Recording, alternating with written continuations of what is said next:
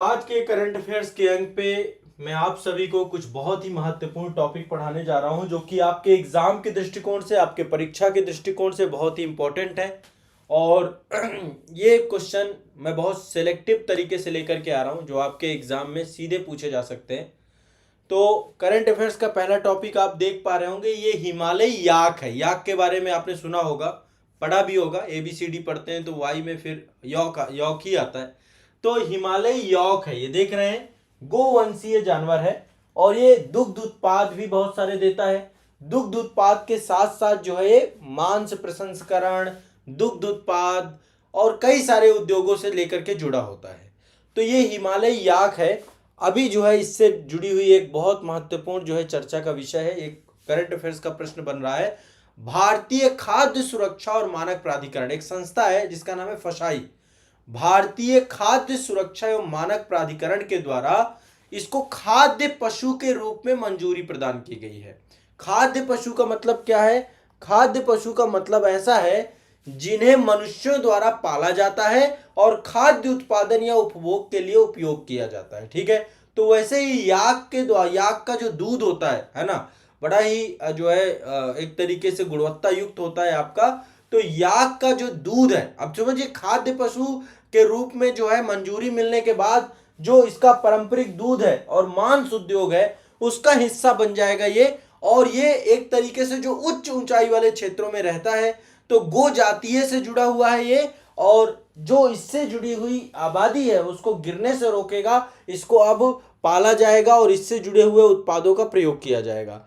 तो एक क्वेश्चन ध्यान रखिएगा, भारत में हिमालय याक को 26 नवंबर 2022 को भारतीय खाद्य सुरक्षा एवं मानक प्राधिकरण के द्वारा खाद्य पशु के तौर पे घोषित किया गया। क्या बना दिया गया इसको? खाद्य पशु। ये दिमाग में बैठा लीजिए, एक क्वेश्चन आपका ये बन जाएगा। क्या बन जाएगा? एक क्वेश्चन ये बन जाएगा, दिमाग में रखिएगा। ये आपका जो हिमालयी क्षेत्र है ना, जैसे कि अरुणाचल प्रदेश हो गया, सिक्किम हो गया, उत्तराखंड हो गया, हिमाचल प्रदेश हो गया, जम्मू कश्मीर होगा, यहाँ पे याक अधिक मात्रा में पाए जाते हैं। ठीक है, तो हिमालयी क्षेत्र में, उच्च भूमि वाले क्षेत्र में पाए जाने वाले ये जानवर हैं। उस रूप से इनको हम देख सकते हैं, इनके बारे में चर्चा कर सकते हैं। ठीक है, तो याक के बारे में ध्यान रखना है।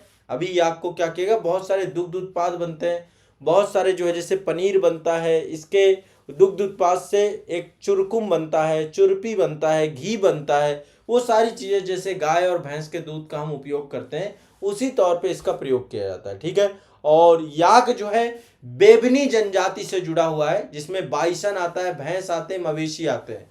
बेबनी जनजाति से, प्रजाति से ही भैंस, मवेशी, बाइसन ये सब जुड़े हुए हैं, उसी कुल से आपका याक भी जुड़ा हुआ है। ठीक है, तो ये दिमाग में बैठा रखिएगा, एक पालतू जानवर के तौर पे है, उच्च हिमालयी क्षेत्र में पाया जाता है और इसको खाद्य पशु के तौर पे जो है बनाया गया है। तो खाद्य पशु क्या बनाया गया है आपका? याक।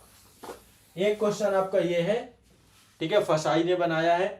एक ये इंडेक्स आती है, हर साल एक इंडेक्स आती है जिसका नाम है social progress index. Social progress index 2022 ये आ चुकी है आपकी, सोशल प्रोग्रेस इंडेक्स 2022।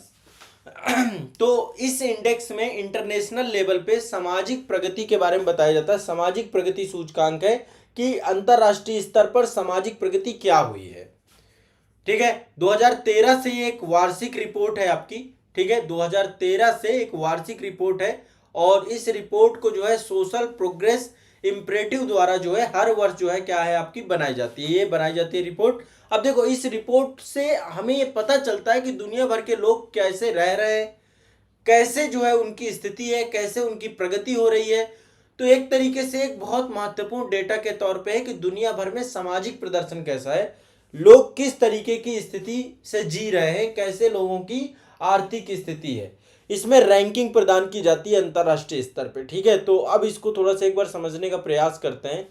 तो इस सूचकांक में सबसे पहली बात समझिए कि कई कंट्रीज को कई जो है अलग अलग 6 मानक बनाए गए हैं, 6 टीयर बनाए गए। Tier 1 country, tier 2 country, tier 3 country, tier 4, tier 5, tier 6।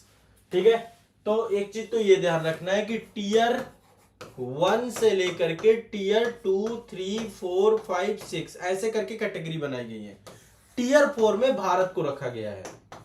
ये वही है जो डेवलप्ड इकोनॉमी है फिर लेस डेवलप्ड इकोनॉमी की तरफ जाती हैं। विकसित से लेकर के निम्न विकसित जो अर्थव्यवस्थाएं हैं, टीयर वन में सबसे विकसित डेवलप्ड इकोनॉमी को रखा जाता है, फिर उससे कम डेवलप्ड, फिर उससे कम डेवलप्ड, तो भारत चौथे नंबर पे आता है। भारत को टीयर 4 पे रखा गया इस रिपोर्ट पे, टीयर 4 पे रखा गया। पहले तो ये दिमाग में बैठा लेना है, ठीक है, टीयर 4 पे रखा गया है, ठीक है। अब एक चीज ध्यान रखिएगा, टीयर 1 में जो कंट्री है उनमें से नंबर 1 जो कंट्री है आपकी, नॉर्वे नंबर 1 कंट्री है जहां पे सामाजिक प्रदर्शन सबसे बेहतर है, तो नंबर 1 पे तो नॉर्वे है। भारत आपका टीयर 4 पे, भारत की रैंक है 110वीं।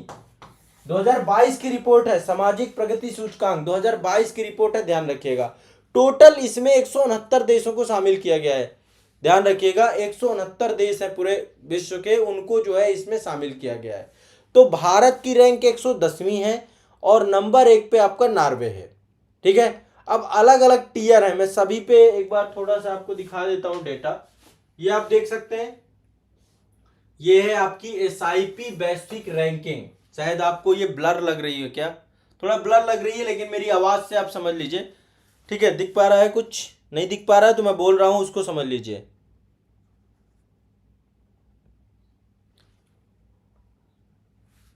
ठीक है। चलिए, तो नंबर 1 टीयर 1 कंट्रीज में नॉर्वे नंबर 1 है, नॉर्वे के बाद डेनमार्क है, फिनलैंड है, ये टीयर 1 में है। टीयर 2 में देखो, वैसे नंबर 1 स्पेन है, टीयर 2 में 21वीं रैंक है लेकिन स्पेन की इंटरनेशनल लेवल पे, लेकिन टीयर 2 में नंबर 1 है। टीयर 3 में रूस नंबर 1 में है लेकिन इसकी 59 रैंक है।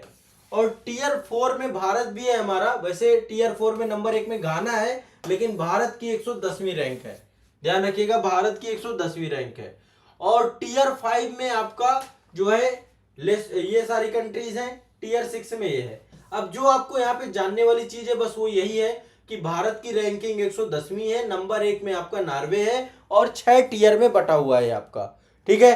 तो सोशल प्रोग्रेस इंडेक्स जो आपका है, ये दुनिया भर के लोग कैसे रह रहे हैं, कैसे उनके जीवन यापन हो रहा है, कैसे वो प्रगति कर रहे हैं, कैसे जीवन में आगे बढ़ रहे हैं, उन सब के बारे में जानकारी दी जाती है, ठीक है।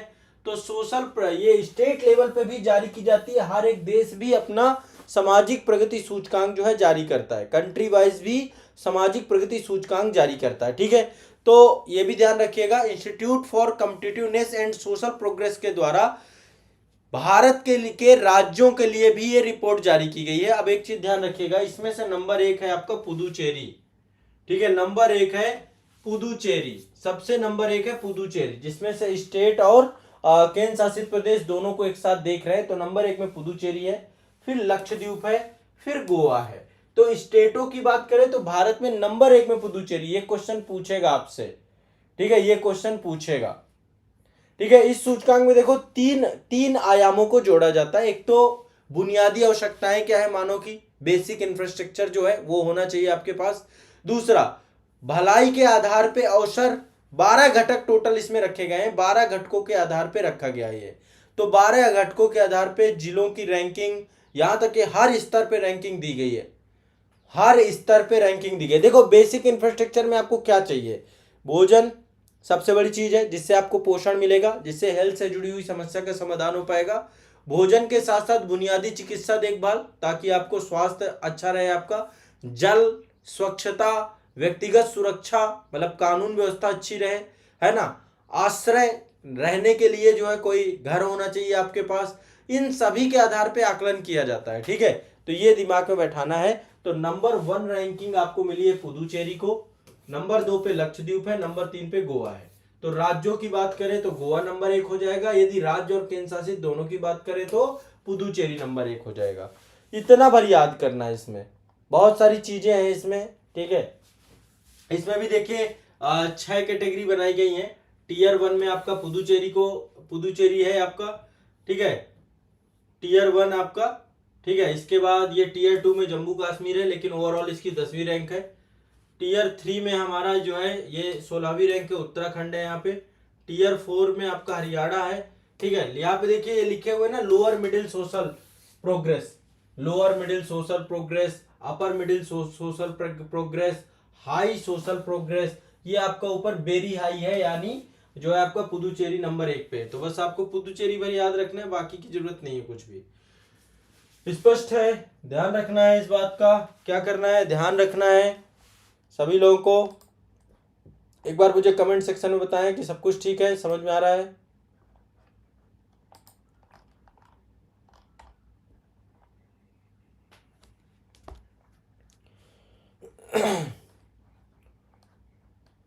बिहार आपका निम्न में है, ये आपका 35वें नंबर पे है, टीयर 6 में बिहार है।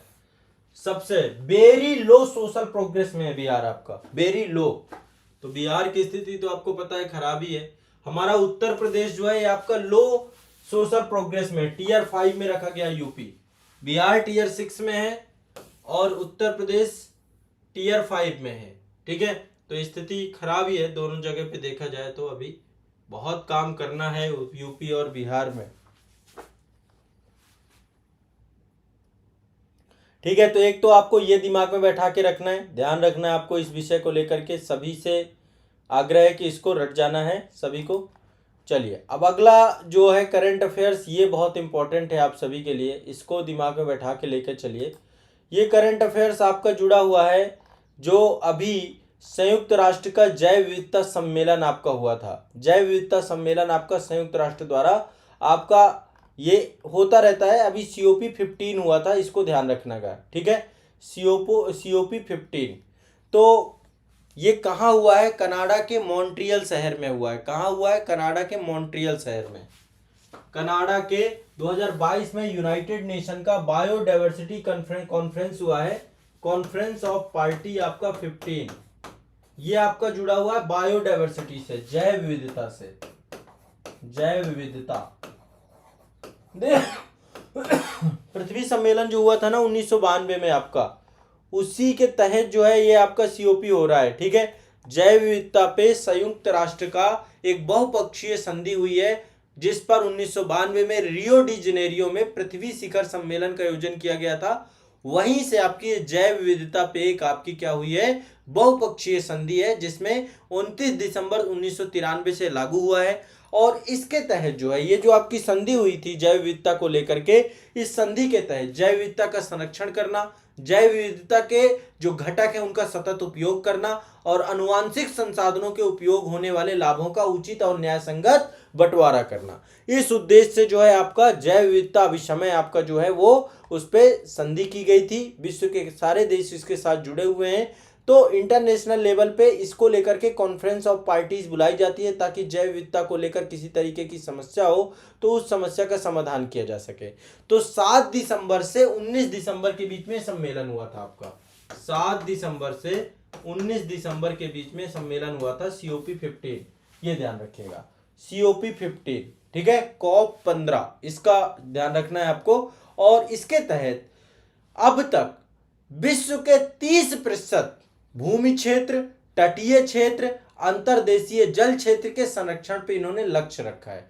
वर्तमान में अभी केवल 17% भूमि और 8% समुद्री क्षेत्रों का ही संरक्षण हो रहा है, लेकिन लक्ष्य रखा गया 30% संरक्षण का, कि पूरे विश्व के 30% भूमि, तटीय क्षेत्र और अंतर्देशीय जल क्षेत्र को संरक्षण पर लक्ष्य बनाया गया है। वर्तमान में केवल 17% भूमि और 8% समुद्री क्षेत्र का संरक्षण हो रहा है। तो धीरे धीरे जैव विविधता से जुड़े हुए क्षेत्रों को आइडेंटिफाई करके उनका संरक्षण करने को लेकर के काम करता है आपका पूरा का पूरा। ठीक है, और इसमें 19 दिसंबर को कई सारे जो है लक्ष्य पारित किए गए, कई सारे नए फ्रेमवर्क बनाए गए। और उनमें से देखो, पहले तो दिमाग में बैठा के रखना कि COP 15 आपका जैव विविधता से जुड़ा हुआ है, इसी से ज्यादा क्वेश्चन आपसे पूछेगा। ठीक है, और इसके तहत टारगेट कितना है? 30% हिस्से को हमें संरक्षित बनाना है 2030 तक। 2030 तक पृथ्वी के 30% हिस्से को हमें क्या कर देना है? संरक्षित बनाना है। 30% जैव विविधता क्षेत्र जो आपके पृथ्वी के हैं उनको आइडेंटिफाई करना और उनको संरक्षित बनाने की बात करना। ठीक है, और साथ ही जैव विविधता से जुड़ी हुई फंडिंग के लिए सार्वजनिक और निजी दोनों ही स्रोतों से हर साल $200 अरब जुटाने की बात भी की गई है। ठीक है, कि $200 अरब जो है हम हर साल जो है क्या करेंगे? इकट्ठा करेंगे। ये दिमाग में बैठा के रखिएगा। ठीक है, ये आपको दिमाग में बैठा के रखना है COP।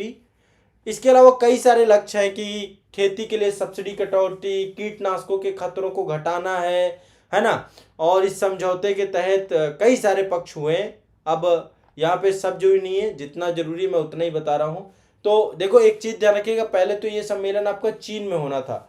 चीन में, चीन का शहर है कुनमिंग, वहां पे होना था, लेकिन कुनमिंग में ना होकर के मॉन्ट्रियल में हुआ है आपका, ये कनाडा में, क्योंकि वहां कोविड-19 को लेकर के बहुत सारे मुद्दे उभर के आ रहे थे, तो इसको ट्रांसफर कर दिया गया था। लेकिन इसकी अध्यक्षता चीन ने ही की है, ये भी ध्यान रखिएगा, इसकी अध्यक्षता भी चीन ने की है। तो पहले ये अक्टूबर में कुनमिंग में वैसे इसका एक जो है सम्मेलन आयोजित हुआ था चीन में, लेकिन कोविड की स्थिति बहुत भयावह होने के कारण से इसको मॉन्ट्रियल, कनाडा, मॉन्ट्रियल आपका कनाडा का शहर है, वहां पे स्थानांतरित कर दिया गया था, ठीक है। लेकिन अध्यक्षता चीन ने ही की है, ध्यान रखिएगा इसको, अध्यक्षता किसने की है? चीन ने की है। तो ये सीओपी आपका जैव विविधता से जुड़ा हुआ सम्मेलन अभी हुआ था, ठीक है। ये आप देख रहे हैं, ये सम्मेलन ही है, इंटरनेशनल लेवल पे सारे जुड़ते हैं। ये एक पर्सन है, इनसे जुड़ा हुआ एक करंट अफेयर से, भारतीय मूल के व्यक्ति हैं, इनका नाम है लियो बराडकर। क्या नाम है? लियो बराडकर, ठीक है। भारतीय मूल के हैं, नाम है लियो वराडकर, वराडकर। ये दूसरी बार जो है आयरलैंड के प्रधानमंत्री बने हैं, ध्यान रखिएगा। पहली बार 2017 में आयरिश प्रधानमंत्री बने थे, फिर जून 2020 में वराडकर के नेतृत्व में गेल पार्टी जो थी उसके गठबंधन की सरकार के द्वारा ये जो है लगातार जुड़े, और अभी फिर से दूसरी बार ये प्रधानमंत्री बने हैं, ठीक है। तो ये एक आपको 2022 में, दिसंबर 2022 में जो है आयरिश प्रधानमंत्री के तौर पे काम करेंगे।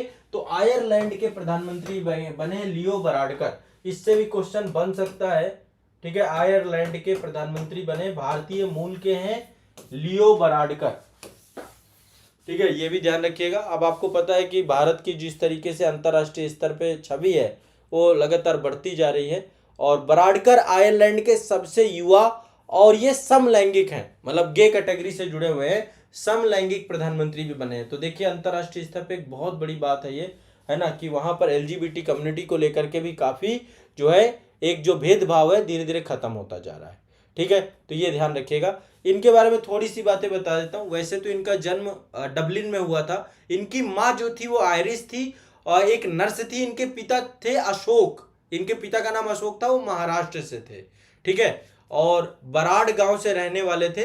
तो अभी इनके फादर जो है बाद में जो है आपके आयरलैंड के डॉक्टर बन गए, और अभी भी आयरलैंड में डॉक्टर है ये। और बराडकर जो है आगे पढ़ करके इन्होंने जो है देखिए कहाँ पहुंच गए, वहां के प्रधानमंत्री बन गए, बहुत बड़ी बात है ये, ठीक है। अगला ये है आपका नेक्स्ट, अगला करंट अफेयर है अंतरराष्ट्रीय परिवार नियोजन सम्मेलन 2022, इंटरनेशनल कॉन्फ्रेंस फैमिली प्लानिंग, ठीक है।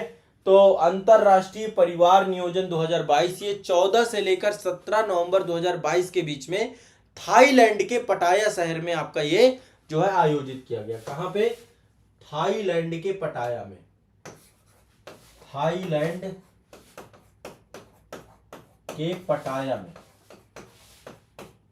ठीक है। कौन सा सम्मेलन है? अंतरराष्ट्रीय परिवार नियोजन सम्मेलन 2022 आयोजित किया गया था, ठीक है, थाईलैंड के पटाया में, ठीक है। और सम्मेलन की जो है ये एक तरीके से family planning, universal health coverage, innovate, collaborate, excel at, इस तौर पे थीम पूरी डेवलप की गई थी। और ओवरऑल इसका भारत के द्वारा जो है, भारत भी इसमें जुड़ा है। भारत ने leadership in family planning award 2022 नियोजन का नेतृत्व किया है, और भारत एकमात्र देश है जिसे जो है इस श्रेणी में रखा गया है। तो एक बार ये ध्यान रखिएगा, भारत जो है बहुत तेजी से जो है प्रयास कर रहा है कि परिवार नियोजन से जुड़े हुए मामलों को, जनसंख्या क्योंकि बहुत ज़्यादा है हमारी, उस दिशा में हम बहुत ज़्यादा काम कर रहे हैं, ठीक है। तो इस डायरेक्शन पे भारत को अवार्ड दिया गया है, leadership in family planning award 2022, ठीक है। भारत को एक अवार्ड मिला है इसमें, भारत को इस सम्मेलन में अवार्ड दिया गया leadership in family planning award 2022, ठीक है। लीडरशिप इन फैमिली प्लानिंग, ठीक है, फैमिली प्लानिंग अवार्ड।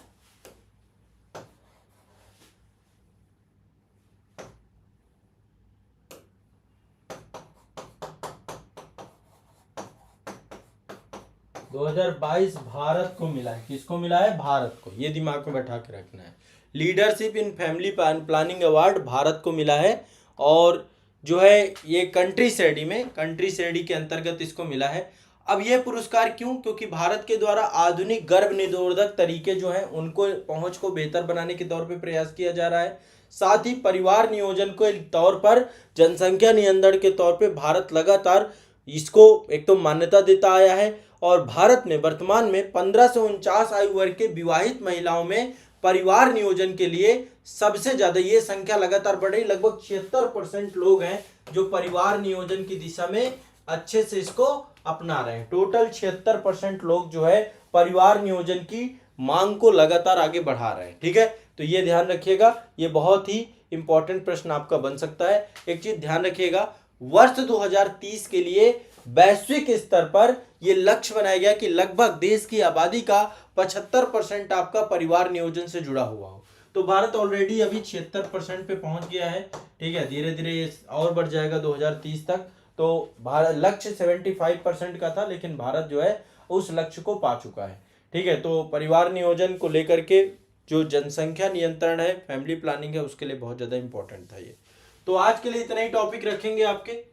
ठीक है, लगभग यहाँ पे मैंने 5-6 टॉपिक आपके 4-5 टॉपिक हो गए। एक तो याक को लेकर के था आपका। ठीक है, याक को खाद्य पशु घोषित किया गया फसाई के द्वारा। ये आपका पहला तो याक के द्वारा था। दूसरा आपका ये सोशल प्रोग्रेस इंडेक्स था, इसमें से नंबर 1 नॉर्वे है, भारत को 110वीं रैंक मिली है। पुदुचेरी को नंबर 1 मिला है भारत में, पुदुचेरी, फिर लक्षद्वीप, फिर गोवा। ठीक है, और इसके बाद जो है हमारे उत्तर प्रदेश के बारे में मैंने आपको बताया था, टियर 5 में उत्तर प्रदेश को रखा गया है और लो सोशल प्रोग्रेस है उत्तर प्रदेश में। और टियर 6 में आपका बिहार को रखा गया है, तो स्थिति खराब है। COP 15 के बारे में बताया, पहले कुमनिंग में होने वाला था, फिर आपका मॉन्ट्रियल कनाडा में हुआ है। ठीक है, जैव विविधता पे जुड़ा हुआ अभी समय है। इसके बाद आपका ये आपके लियो बराडकर हैं, आयरिश प्रधानमंत्री बने हैं। और इसके बाद इंटरनेशनल जो है कॉन्फ्रेंस ऑन फैमिली प्लानिंग, उससे जुड़ी हुई चीजें आपकी। ये है आपका अंतरराष्ट्रीय परिवार नियोजन सम्मेलन 14 से 17 नवंबर 2022 के बीच में पटाया, थाईलैंड में हुआ है आपका। ठीक है, और भारत को इसमें फैमिली प्लानिंग को लेकर के अवार्डेड किया गया है। ठीक है, 76% लोग जो है इससे जुड़ गए। तो आज के करंट अफेयर्स के सेशन में कुछ इतना ही महत्वपूर्ण, बाकी नेक्स्ट क्लास में करेंगे।